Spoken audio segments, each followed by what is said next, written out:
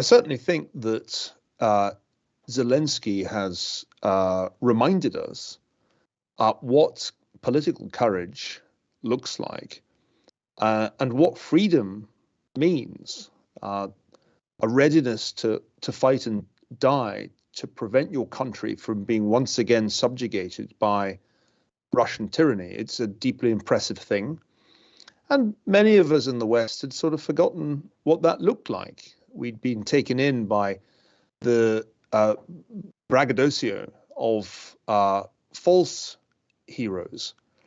I think you're right to say that there's been a huge shift in sentiment in Europe. How long it lasts is another question. I don't think this would have happened if Angela Merkel had still been Chancellor, however. Olaf Scholz has proved himself ready to break, not just with the Merkel years, but with decades of German policy, dating all the way back to when I was a kid. Ostpolitik, Willy Brandt's idea that you have to somehow get closer to Russia or the Soviet Union as it then was, and that the way to do this was through economic ties. All of this has gone out the window in the space of just a couple of weeks of unwarranted military aggression by Russia. And other things have happened that are remarkable. In Sweden and Finland, debates are suddenly happening about whether or not to join NATO and end decades of neutrality. I could go on. I think it has been impressive. I think the Europeans have indeed woken up from a prolonged slumber, and they're realizing, and I include in this some of my British friends, that you simply cannot expect the United States to underwrite your security indefinitely in a continent that has been, over the centuries, the world's hottest spot. So all of that is good. But there are a couple of problems that I think we shouldn't ignore. One is the attention deficit disorder of Western public opinion. You've got a news cycle that maybe keeps a story like this going for a couple of weeks, maybe 3. How long was Kabul in the headlines when we disgracefully surrendered Afghanistan to the Taliban? Not much more than a month, if that. So I worry a little bit about the staying power of Western opinion. Right now, it's inflamed and indignant, but it's inflamed and indignant about a different issue each year. The other thing that worries me is the United States, because in the end, Europe cannot become strategically autonomous overnight. It will take years to get Germany's defenses up to scratch after the long period of neglect that they've suffered. And during that time, in reality, Europe will continue to rely on the United States. And I think the United States' leadership, despite the promises of Joe Biden when he was elected, has been woefully inadequate, not only in this crisis, but really since the administration came to power. Think about what happened last year. The Biden administration slowed arms deliveries to Ukraine, lifted the sanctions on the Nord Stream 2 pipeline designed to bypass Ukraine so that Russian gas could go directly to Germany, and signaled that it wouldn't fight if Putin invaded. It would only use sanctions. And they gambled quite wrongly that sanctions would deter Putin. Well, I think that was a fundamental misjudgment, and it's led us to the biggest foreign policy crisis in Europe, I think, since the end of World War II, because this is a much more dangerous situation than, say, 1956 or 1968, precisely because there is a real risk the war could escalate.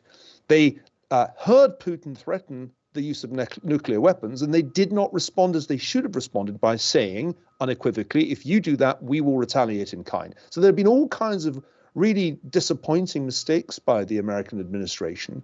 And I do wonder what mistake they'll make next, because this ain't over. And a very difficult process lies ahead of trying to negotiate a ceasefire, trying to achieve some kind of stable peace. And unfortunately, the country that has traditionally led the free world is really under leadership that is well past its retirement date. If we can dwell on this for a moment, the very thing that you've just alluded to, we've misread Putin time and time again, and he has used the few cards he has with enormous effect, including rattling the nuclear saber, so that now we have a situation where the world's bravest and most admired man is saying, protect our skies. It's obvious that there are people in NATO, including in Britain, who think that perhaps that should happen. Poland's offered its fairly small fleet of Soviet-era fighters. The Americans are saying no, presumably because of the threat of the nuclear retaliation by Putin. This bloke seems to be able to get away with an extraordinary amount. I'm not saying whether I think it's right or not to try and protect those skies, but I am saying it looks very much like a capitulation to another threat. Well, I think that this is a bluff on the part of a man who is badly miscalculated. Putin thought that this would be a walkover and that the Ukrainians would fold, rather like the Afghan government army folded last year. He even had the editorial ready to run that would appear following the collapse of Kyiv and the fall of the Zelensky government. None of this has happened. Even although they have significant superiority, especially in the air, the Russians have sustained astonishingly heavy casualties. The Ukrainian defenders have fought heroically and effectively. And so this has gone wrong for Putin. What's also gone wrong for him is that he underestimated the pain the sanctions would inflict, not seeing that there might be, in addition to government-mandated sanctions, spontaneous private sector sanctions directed by Western corporations against Russia. Right now, the Russian economy is collapsing in a way that it hasn't since the early 1990s, the time the fall of the Soviet Union happened and the planned economy disintegrated.